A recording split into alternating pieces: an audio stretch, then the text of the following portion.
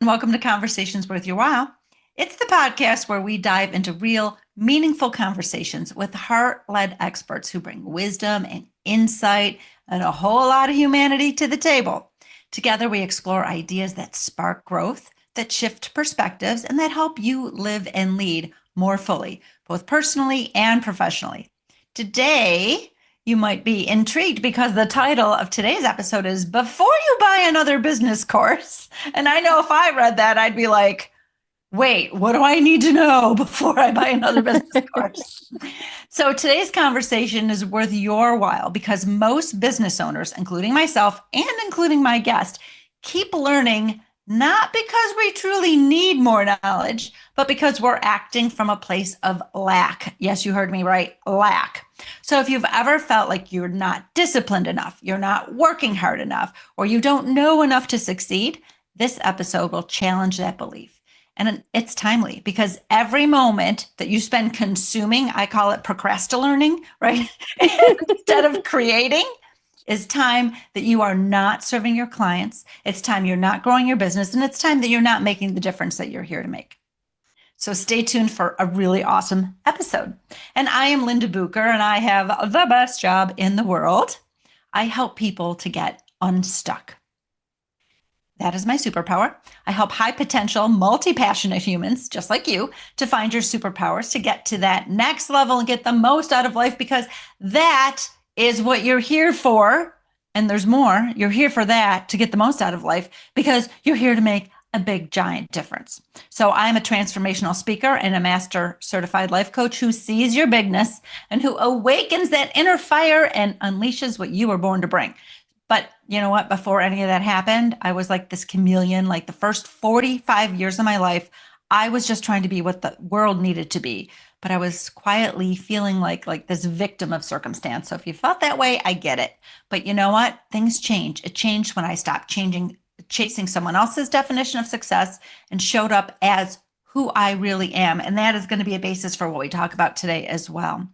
And then I aligned my life with my truth, my values, and my gifts, right? And when you do that, you don't look back. So this is such a cool journey, not just personally, because I'm like, woo, yeah, it did that for me, but it fueled my mission. So now it's my honor to help others break free from what's holding them back, right? So if you want to step fully into who you are and unleash your brilliance, this podcast, my work, my guest work, right? This is what you need because you have a rich, full life to lead and you have gifts that matter and you have a splash to make. So head on over to lindabucher.com. There's a lot of goodness for you there. But let's get back to today's show. Before you buy another business course. So today I have the pleasure of being joined by Kellyn Bechtold of The Out Beyond, who's making positive ripples in a very unique way. Because Kellyn helps solopreneurs to build their businesses from the inside out instead of the outside in. So Kellyn, thank you so much for being with us today. Hi, Linda. Oh my gosh. Thank you so much for having me. It's good to see you. And it's just so lovely to be in a space where when you describe your path and what you do, and as the important things bubble to the top of when you're speaking, it just gives me goosebumps and makes me just feel like I'm across the screen with somebody who gets it. And it's just so nice to be with you today. And I can't wait to get through what we're going to uncover as we talk it out today. I know. This is so exciting. And thank you. I feel the same. So, tell us a little bit more about like what you do, who you serve, and why today's topic is worth your while to chat with me about. Yeah, so I am one of those. I think I'm hearing the term more and more often, a person who's in corporate recovery. I've recovered from a corporate life. Most recently was in private equity, head of operations. Before that, a chief of staff in technology companies, startups in the startup world. And before that, starting out my career as an office manager, executive assistant. But I've always continuously worked directly with founders. I had the privilege and worked hard to get to the point of working for people who directly. So I was in the boardrooms, I was in the C-suite, helping these directors build their companies on a large scale. I always had a sweet spot in my heart for helping people one-on-one with career transition. And as time went on, I always had the dream of being a career coach or a life coach, but thought, no, that can't be me. That won't be me. I need to stay here and have a real job. And eventually the universe just kept restricting, showing me that I was not able to be my full self in a boardroom, and made my way out with my final crash and burn and started coaching full time a little over 3.5 years ago. I've been doing it part time on the side, hush hush on the Right. side for Yeah. about 10 years. And over the last few years, my favorite clients, my ideal clients, just kept being those who were also leaving their corporate job and starting to make revenue for themselves without a middle person in between. And so that is where the Out Beyond was created and has come out. And now I spend my time with individual, mostly solopreneurs. Some people are starting to have employees as their businesses grow, but people who really run their own business, mostly women at this point, people who identify as women. And I get to spend my time in this place, the Out Beyond, where there's no right doing or wrong doing, but we just get to follow Mhm. our desire and create from there. So that's a little bit about, grew up on a chicken farm in Indiana, have lived all over the place, and all different ways to take the path to where I am now, but mostly just so thankful that this is the life I get to lead. Yes, I know. I feel the same way, but I didn't used to, right? Yes. So, all right. So you and I both escaped the cubicle nation. Well, it ended up in a nice office, but it was still the same thing. Oh Just a yeah, right. Didn't different you kind of think a it's going to be cubicle. better it Oh, wasn't right. better in the 35th floor office with the view of With the what was in the view. Sears Willis Tower. No, it's not. Right. Yeah, it's not better there. And the power suits, they don't really make a difference either. Right. When you get that civil unrest and you're like, this is not what I meant to be doing, right? Mm. So many solopreneurs, they heed the call of escaping that what's not right for them, only to, because I know this firsthand, only to get in with all this excitement and realize it's harder than you thought it was, mostly because you think you don't know enough, right? So what do? We buy all these business books. We get suckered in on Instagram to every ad that says, here's how to build your client book. Here's how to blah, blah, blah. Here's how to market your business. Um, and we're all, we all at some point are operating from this place of lack, this place Mm. of, I don't know enough. And you know what? There are a lot of things we don't know as business owners. There's a lot of things we don't know. But what happens ultimately is we're not trusting ourselves. Let's talk about the Mm-hmm. difficulty of not trusting ourselves and what happens from that. Yeah, I think it's that, of course, there's like a difference between, there's always learn more in human design. I have a 1 in my profile, which if you follow that, is just means I'm a researcher. So I want to look and read every single article that ever was on whatever the topic. Or when I first got started, you do see those ads that say, I mean, this is just what always got me, was like somebody on a yacht in their bikini, which is great and lovely and show that. But like, I'm on a yacht and I made $30,000 in 12 seconds. And it's like, for me, what that was when I was making $0 or a few $100s a month at my side hustle, I was just like, the bridge between where I am now and being on that yacht and making $30,000 in 12 seconds, like that is not a buildable bridge.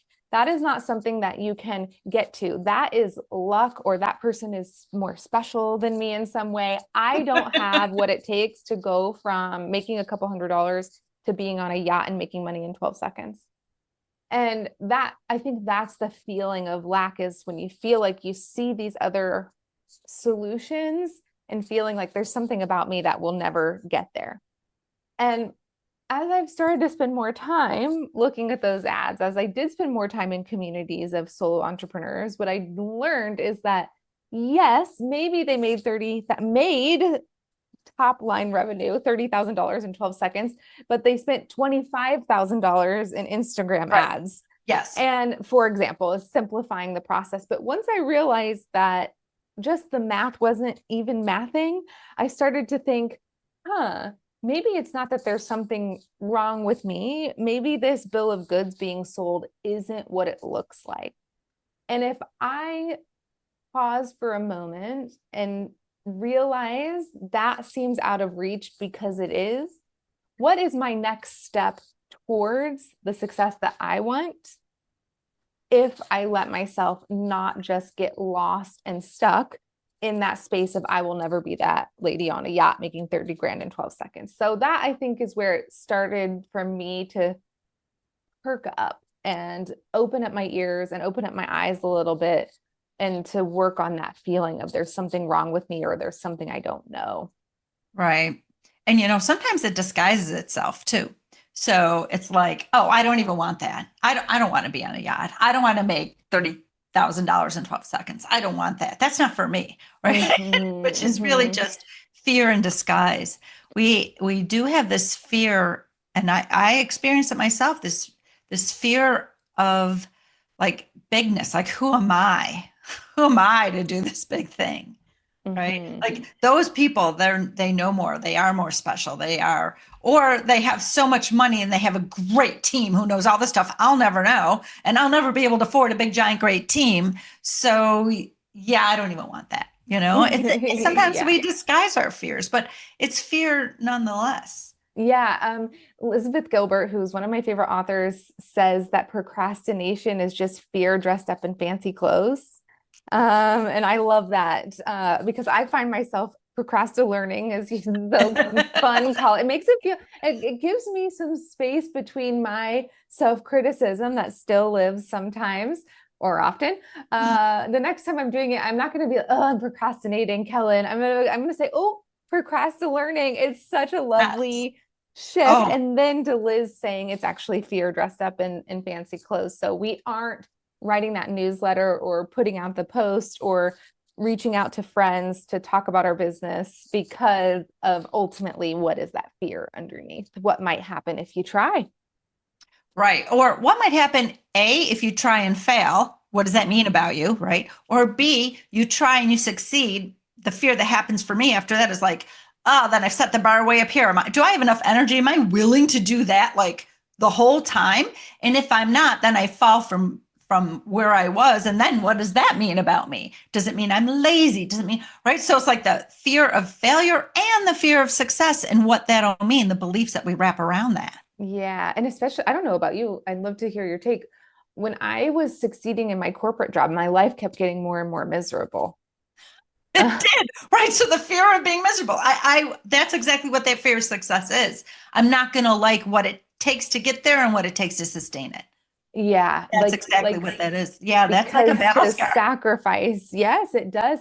And trying to remember, that's why I talk a lot about moving from self-discipline into self-discovery because of if I wanted to climb the ladder in private equity, you have to keep your mouth shut in meetings that aren't going your way. You have to put up with culture that doesn't fit right with you. Like you just have to keep stepping.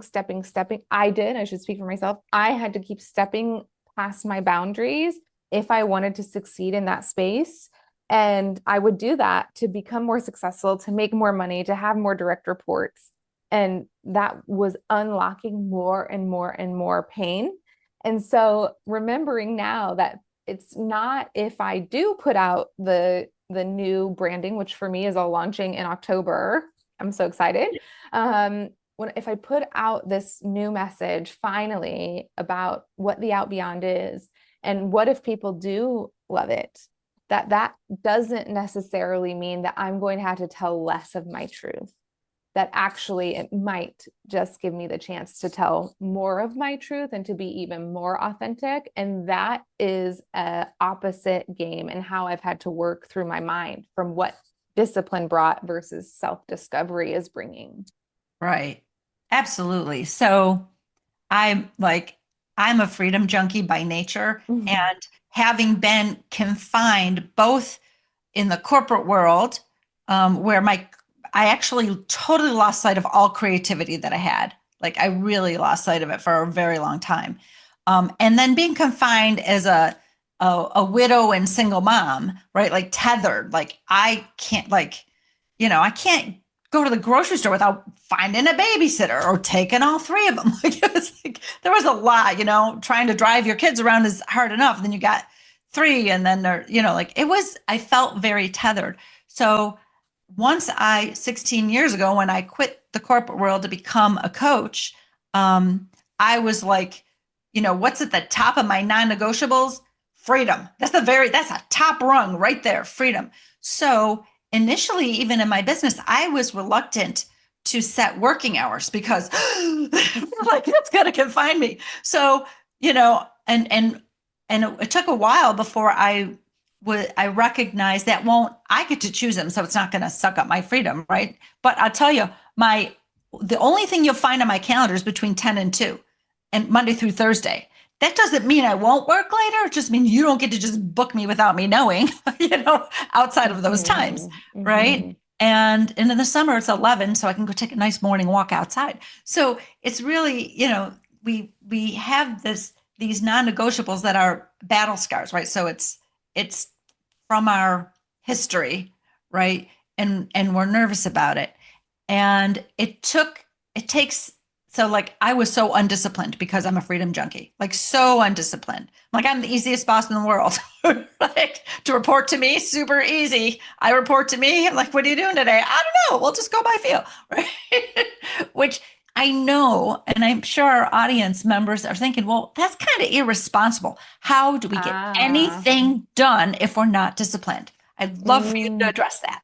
oh, well, I love this question. And what is happening when I'm starting with new clients, we're really, it's like a dissolution, not a revolution. So we're not trying to, because a revolution inherently is a circle. And so we say we're not going to do corporate, we're going to go work for ourselves. And then we start to say things like, well, 9 to 5, we need to, where are we going to build Right. our hours? Right. And then you said you had this rebel part of you. Like, I'm not doing any hours.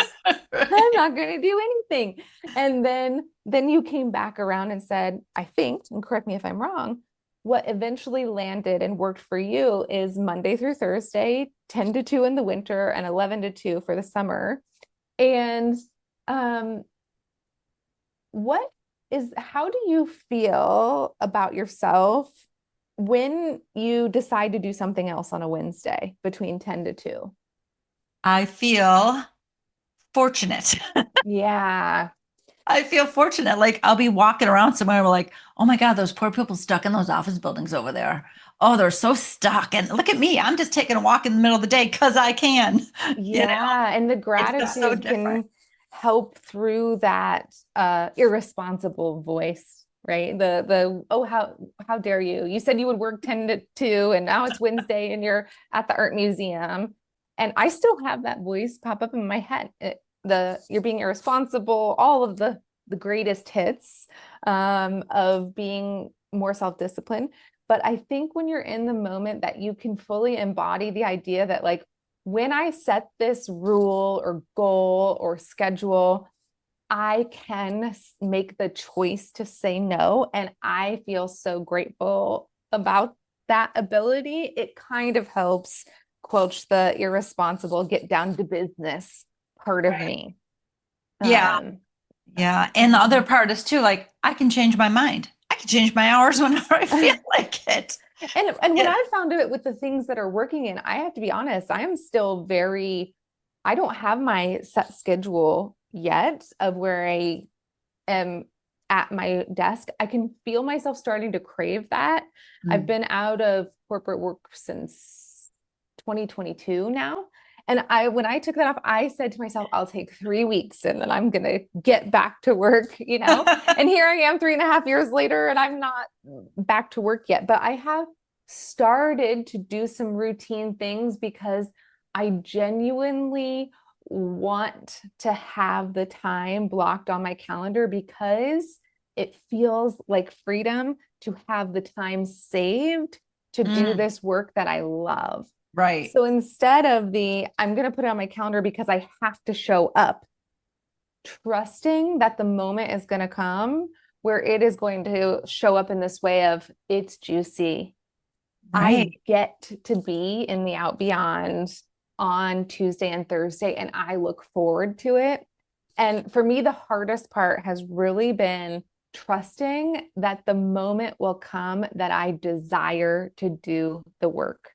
Mm. And I have to go past my brain telling me I should be doing the work about 15 to 50 times and to Yeah. override the system and to tell myself there will be a moment when I want to do my taxes.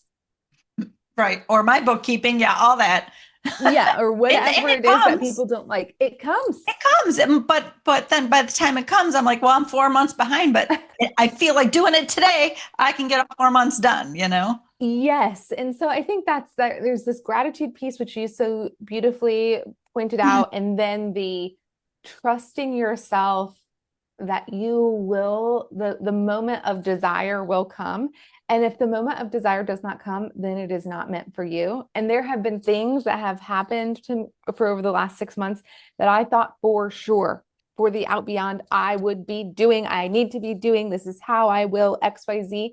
And the moment of desire has not come. Mm. And the reason why I continue to wait for these moments is because of how delicious and fun it is. That when I've been working on a profile quiz that people can take to figure out where their inspiration is not aligned with the way they're operating their business. So we have all of these different ways of being inspired in our intuition. And there are different ways that it's some people misalign with their scheduling, some people misalign with what client they're working with, some people talking to a potential client now, and she has a closed book of business. Her time is full and she loves her clients, does not need to find any new ones, but she's worried about paying her bills. Mm. And so her money piece of her, and she's like, there is something here. So there's all these different ways where our intuition can be out of alignment with how we're running our business. And it's kind of a complicated matrix for weighted scoring for this quiz. And let me tell you, I had to wait a while until I thought it was never going to happen, that I would feel the desire to score, weight, and get out the math for this quiz. One day I woke up and I'm like, wait, I wonder how those numbers will ultimately work out. Right. And the moment of curiosity around what's going to happen on the other side of that thing can just draw you through and draw out so many skills that you think are not your best set of skills. So, gratitude, following curiosity, and being willing to wait for the moment where you really want to do it. I absolutely love that. And you put that so concisely. Beautiful. As far as waiting, so here's something interesting. I'm a scanner. Barbara Shear wrote this book, right? Refuse to Choose. She wrote a couple books, but that one was just like made my head explode. I'm like, oh my God, this is perfect. This is me, right? So we have a wide, diverse set of interests and a low tolerance for boredom. So we jump from one thing to another, maybe never going back. That's okay. Maybe we're only meant to birth it, not raise it and send it to college. That's okay. You know? So, so as a scanner, I have probably morphed parts of my business, I don't know, 30 times. 30 times. I'm on my sixth website, right? So there's no single answer that we land on, then that's the thing. And it's not just because I'm a scanner, it's for everybody, right? We're always moving and growing, and something new is inspiring to us. And so it's kind of interesting, like, you know, you're familiar with the cycle of change and the four squares, right? Yes, yes, of So course. we, you know, as solopreneurs, we get into square three, which is that hero saga, like that trial and error, trial and error, trial and error, trial and error, trial. It goes on for like a long, long, long, long time. And um, and then, you know, I feel like I've gone, you know, popped, been in there, not really going back into square two where I'm designing so much, but just like, oh, how about another way to do this thing? Because the dream is still the right dream. And so I spent a lot of time in there. And then recently, I actually could feel from the inside out, because talking about running your business from the inside out, I felt on the inside like exhausted. And it's not out of alignment with what I'm doing in the world or who I'm serving. I love my clients. I love coaching. I love speaking. I'm really good at all those things, right? But something was out of alignment, and I wasn't sure exactly what it was. And so I felt this um, need to be still, to stop, to let my business morph in whatever way it wants to morph. It may change drastically. It may not change much at all. It might just be I need this break. But it occurred to me I'm thrown back into square one, right? Which I'm like, oh, here's what's interesting about square one, though. It's supposed to be uncomfortable, but I'm not uncomfortable. I feel very grounded in this square. Um, where we make small moves, internal moves, right? This is what we're doing in the square. And we're, we have to be willing to let go of what was, but we have no clue what will be. So this is this waiting place. And it's not the old victim place I used to be in, which I call the land of hoping and waiting, which is the most powerless place in the world where you're hoping for something or someone to change and waiting for that to happen. And I'm not in this place where I see a lot of young people, one of my children included, waiting for the answer to drop on their head by doing nothing. Mm, Like it's just going to occur to me, mm. right? So it's not that kind of waiting. It's like more of this acceptance that I'm in this place where it's time to let go of needing my business to look a certain way and allowing how it wants to morph, right? And I was reflecting on a question from Bridget Boudreau. Um, well, a bunch of questions. She throws one out a week, and they're all phenomenal. And I was reflecting on one, and then it was like, okay, what is the essence of the work that I do? And this is where I know for you, like working with your clients about coming on the inside out. These are these questions like on the inside out. What's the essence, right? So is the essence for me, clarity, empowerment, freedom, and impact, right? That's the essence. So what if they were my board of directors and they're in the room with me? How would clarity want to be shaped for me to give that gift of clarity?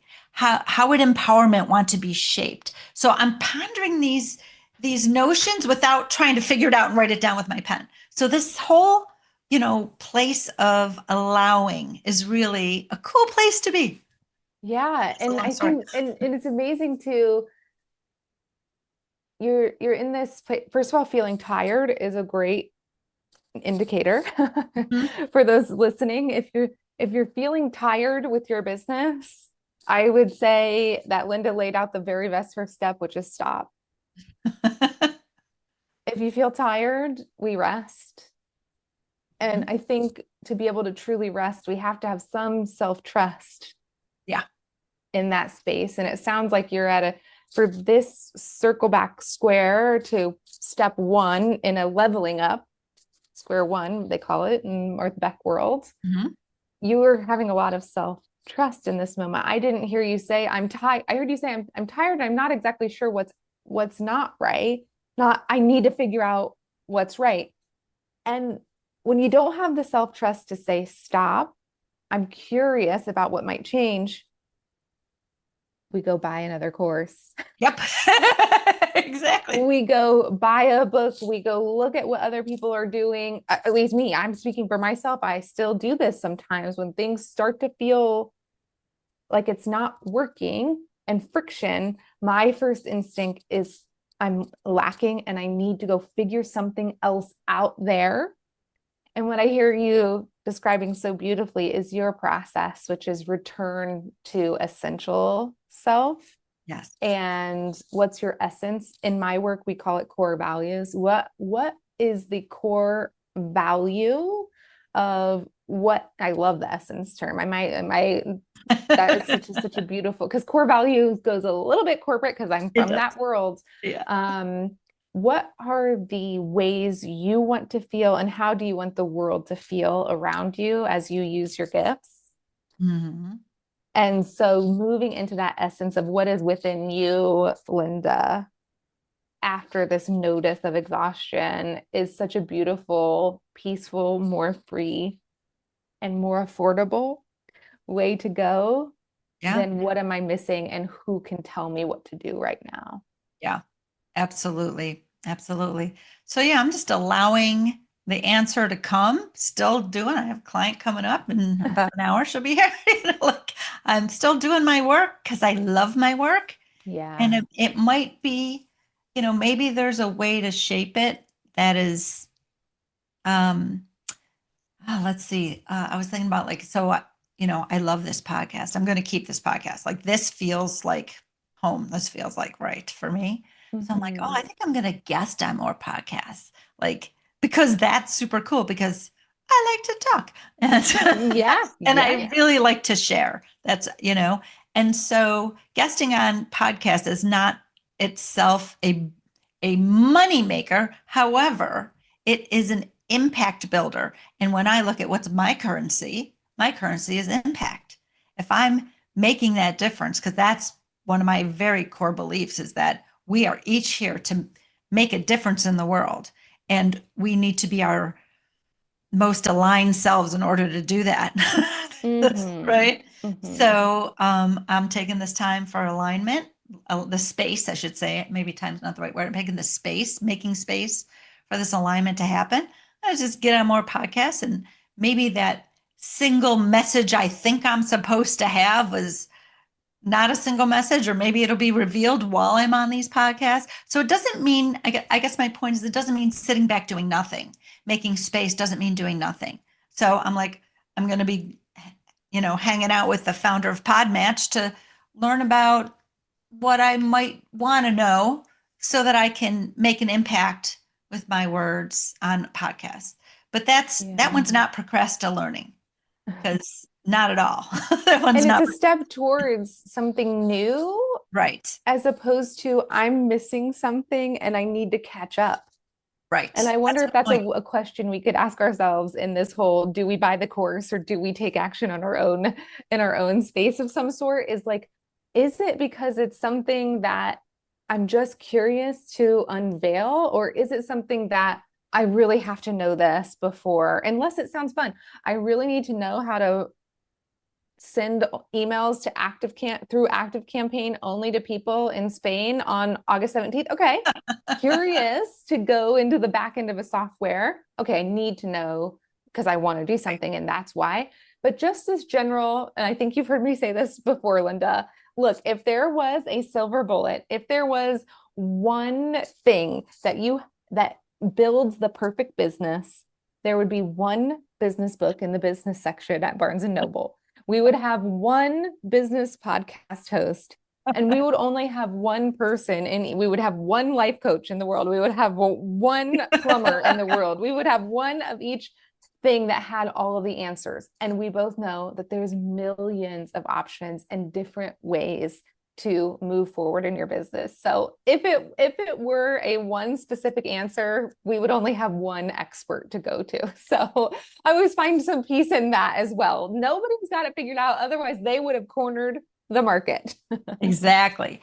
So I think if we were to boil it down, what people really need to know, um, if they really want to make an impact with their business, and what I call make meaningful money, right? It's got to have Mm-hmm. meaning behind it to the world for me to make Mm-hmm. meaningful money, is to go back within, find what you already know, find your trust, filter all these things coming at you through that physical feeling, gut feeling that we all have access to, right? As is this in alignment with who I am and what I want? Assuming you've gone within first and you found out who you are and what you want, truthfully, if you're really honest with yourself, that's the very first step. Mm-hmm. And then is it in alignment, right? And we can check that alignment in lots of different ways, but also knowing that I can trust that my knowing of what's right for me and what's not right for me, that I can trust. I think we all know that. I mean, our gut, whether we listen to it or not, we always will admit it was right if we Yeah, didn't how listen many to it times and have you found it was yourself right. saying that? Oh, I knew back then, or oh, I knew it then, or I felt it in my stomach, or whatever. And we just override that because we've been Exact. taught to. And it's Yeah. okay. We did our Yeah. best to keep ourselves safe to override that because we were taught that that's what Right. kept us safe. But Yeah. often the most juicy parts of life are on the other side of that gut instinct. Oh, absolutely. Yeah. So really to take our steps in alignment, right? That's really what it is. So what's aligning and not like and recognize when you're doing something that seems off that path, what's the reason that you're doing something off that path? Are you procrastinating? Are you procrastinating? Are you procrastinating? These are three of my favorite hobbies, right? Like you have no idea how many hours I can spend on Canva. Oh my God. And it's so much fun. And then I scrap it and go, no, that's not any good. But I had so much fun creating it, right? But recognizing, and that doesn't mean, be mad at yourself or criticize yourself. It's just an awareness like, wow, that's really interesting. I must be experiencing some fear. How Hmm. can I get back into alignment with my own truth? So, Kellen, what would be like a turtle step that someone can take, right? Oh my gosh, I had turtle step already. I was already had it right in my mind.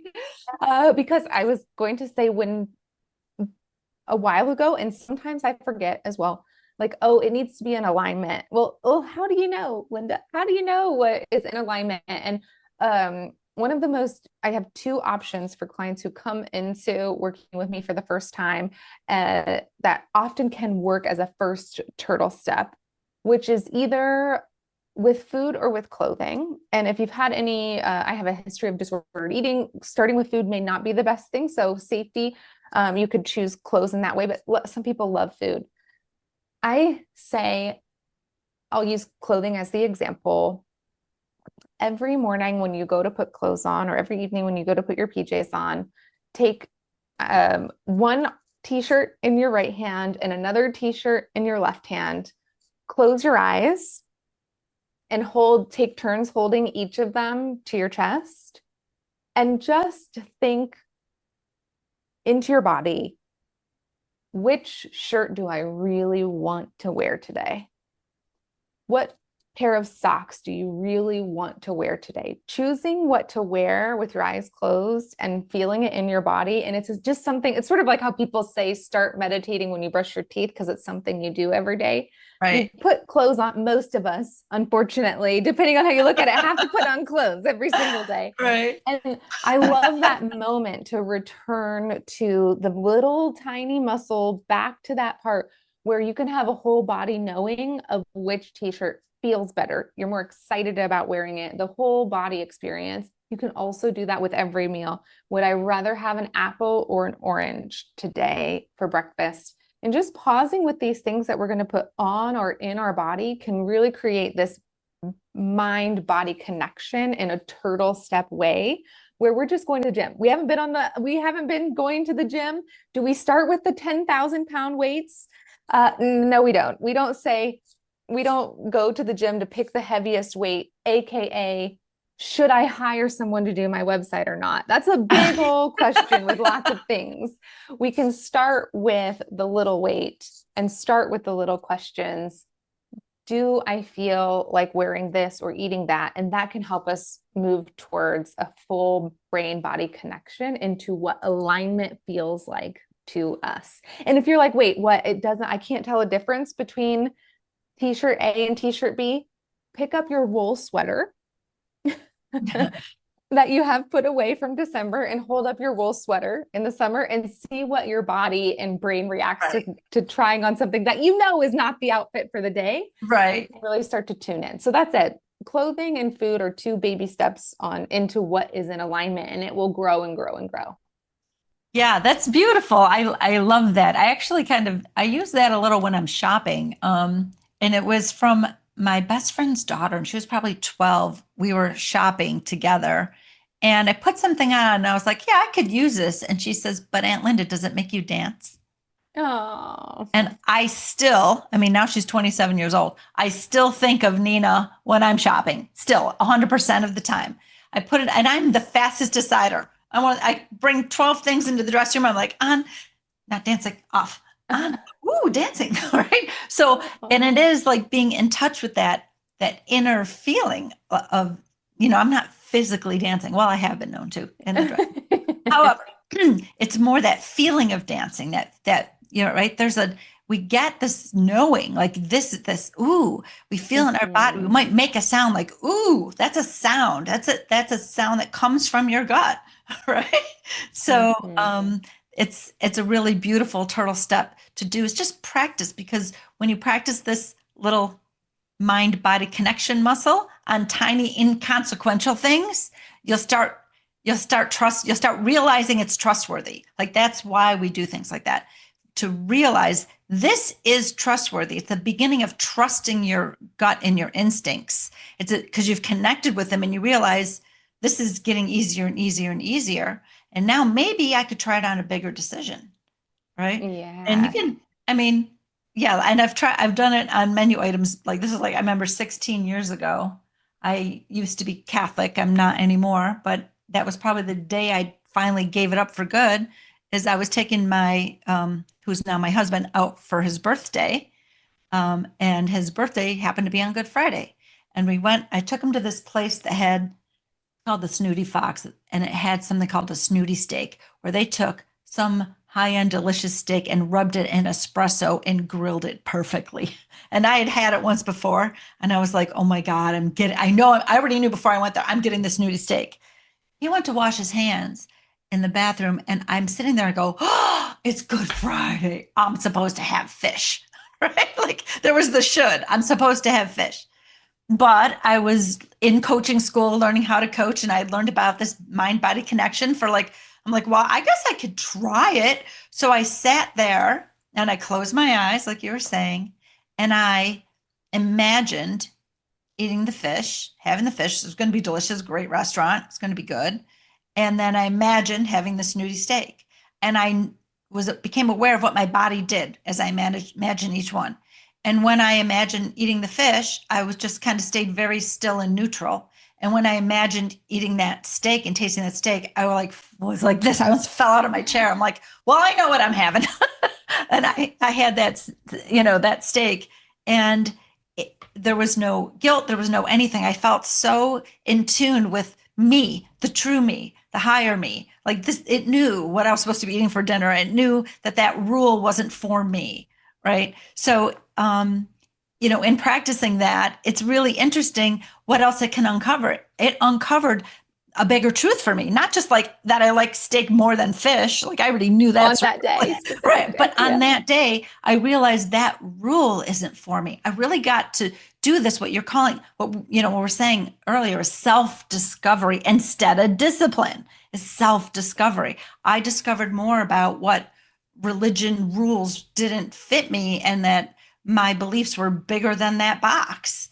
And it was really the beginning of a giant spiritual awakening for me. So you never know, right? Yeah, it's just Right. like it made me feel emotional to hear that story because it really can be in these seemingly small moments. But when you look at the history of your life and how many times you had sat in the pew and how many times you'd heard these rules and what it means if you don't follow them as a good girl, what all of these things. And in that moment, to choose what you wanted and to realize that that is what was good for you and not good like good girl. I mean, what was nourishing for you in that moment and to really realize that what was nourishing for you was what was best for the entire world and the entire collective, despite the fact that there is an institution that may have said otherwise, that you'd be causing yourself harm or causing others harm by not following the rules and staying in line. And so I just love that you shared that moment and that you had the opportunity to say yes that day. Another Liz Gilbert quote is there's no such thing as one way liberation. And so that day, when you chose to eat that steak instead of the fish, like it freed all of us to choose what we deeply want and created more freedom for all of us. So Mhm. thank you for doing that and for sharing that story. And it's just these seemingly little things, but it really is breaking a history of expectations on ourselves from the outside instead of the Right. inside. Yeah. Yeah. So let's just finish up with the beauty of connecting with your truth and the proof that that makes your business better. Mm.